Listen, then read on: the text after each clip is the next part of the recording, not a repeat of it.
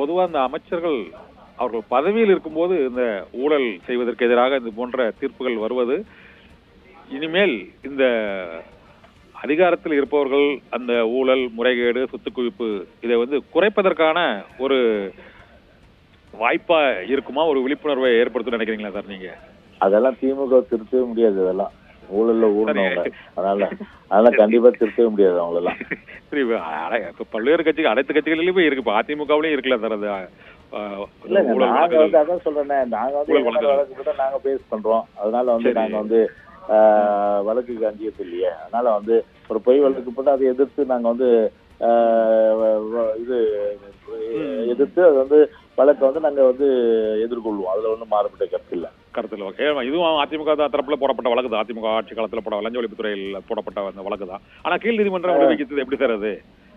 விழுப்புரம் கீழ் நீதிமன்றம், சிறப்பு நீதிமன்றம் ஜட்ஜ்மெண்ட்டுக்குள்ள போகணும். எல்லாம் முடிஞ்சு போன கதை அதெல்லாம். ரைட், சரி. இப்போ ஜட்ஜ்மெண்ட் தான் முக்கியம். அதாவது ஜட்ஜ்மெண்ட்டை பொறுத்தவரை பாத்தீங்கன்னா 3 வருஷம் 50 லட்சம் ரூபாய் கொடுத்தாச்சு இல்லையா?